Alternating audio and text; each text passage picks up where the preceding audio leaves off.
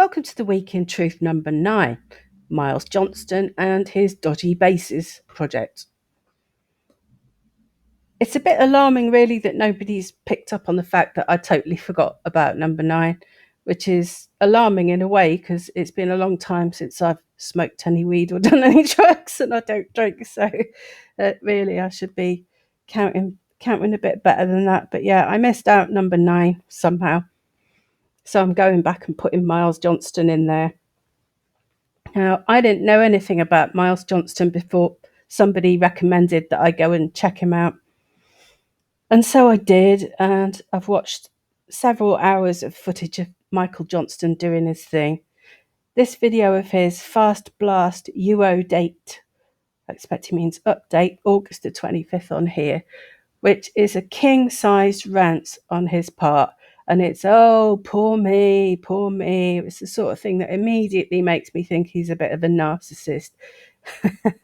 There's loads of other stuff that makes me think he's a narcissist once you get into it. But yeah, this video is really about him saying, I can't keep my channel going unless you give me money. Give me money. So he's got his donation begging bowl out. And the other thing he starts going on about is his guests. And this is my big beef with this bloke, is that he has people on, and many of them are victims. They are people who say they are abductees or victims of various stuff like mind control or targeted individuals. And basically, going on a show with him is just like lining themselves up to be abused all over again. He casts aspersions as to their mental health. Like in this particular video that I'm looking at, he says, oh, I can't believe I do all these videos with people and I drive to meet them or they come to me and we do hours of recording and then they ask for it to be taken down.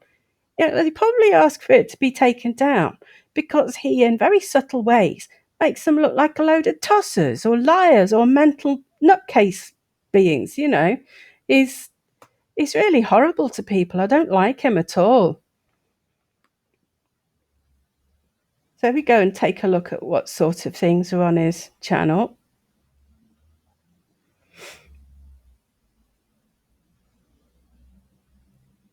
He's shacked up with Piers Corbyn a lot recently, or he's putting things about Piers Corbyn up there.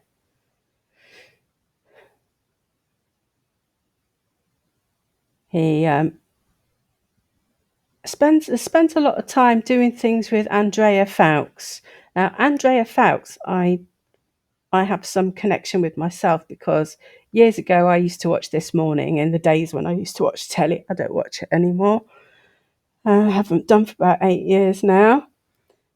But Andrea Falks started off on This Morning, the daytime TV show, as a past life regressionist, and she regressed several people, and they did that on the show. Had her on the show several times, and I used to find that really interesting. I still do. When it comes to me doing this series about truth movement people, let me just be clear that I think that 65% of the stuff that is spoken about in the truth movement is true. It's just they throw ridiculous things in there like lizard people and stuff like that, flat earth, just to make us look stupid, to destroy the credibility of it. Basically, there's a whole psychological operation going on within the truth movement itself. So it doesn't really expose things. In some ways, it covers them up. Anyway, back in the day, I used to follow Andrea Fox on Facebook, and I used to try talking to her about some truth movement stuff.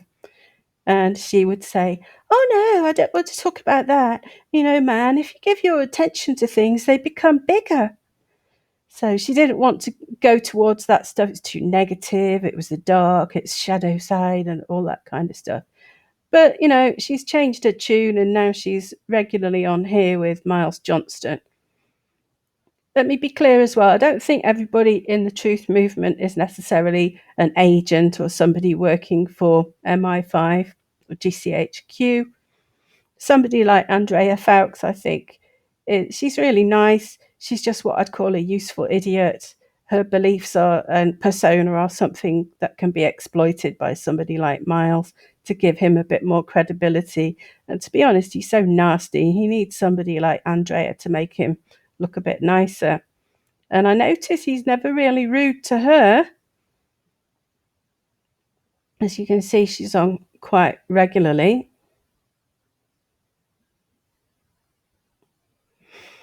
Right, so going back to the sort of people that Miles Johnston goes on about or has on his show regularly,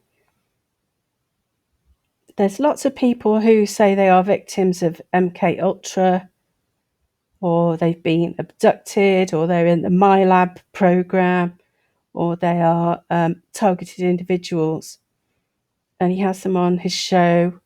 And if I try and find this, is this guy he has on his show quite often is called Dan. And I don't know why this Dan bloke has come back for more, because Miles was really rude to him in the interview that I saw, and I felt so sorry for the guy.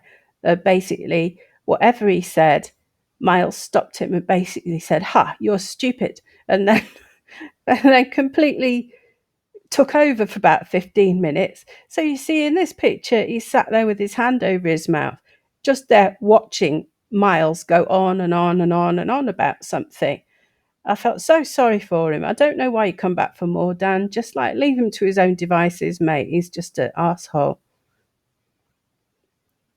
And my advice to anybody really who's had some sort of distressing experience in their life to do with the powers that be is just avoid Miles Johnston, because you're just letting yourself in for more of the same. You just will be abused one way or another, and he will make you look like a nutcase or a weirdo. And that is basically what that constant questioning of these people does. It just makes them, it destroys their credibility, basically. The other person that he has on quite a lot is a Z-list truther. Perhaps that's why he's just so bad-tempered and whatnot, because he can't get any decent guests on. It's full of just interviews with regular people. And this Michael Shrimpton character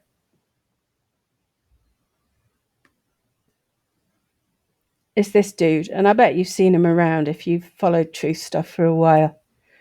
As it says here, Michael Shrimpton is a former English barrister and former part-time immigration judge, also noted as a political activist for his conspiracy theories and hoaxes.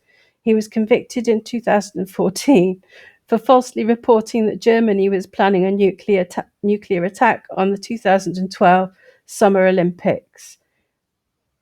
This guy is the utter dregs of conspiracy, and I think he is probably an MI5 low-level asset, because his stuff is so obviously fake.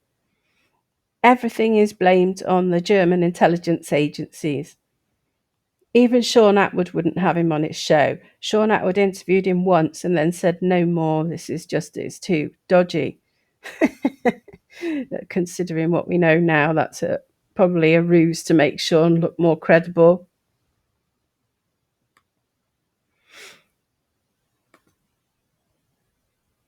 There isn't really much more to say about this chap. Oh, here's some of the Michael Shrimpton stuff.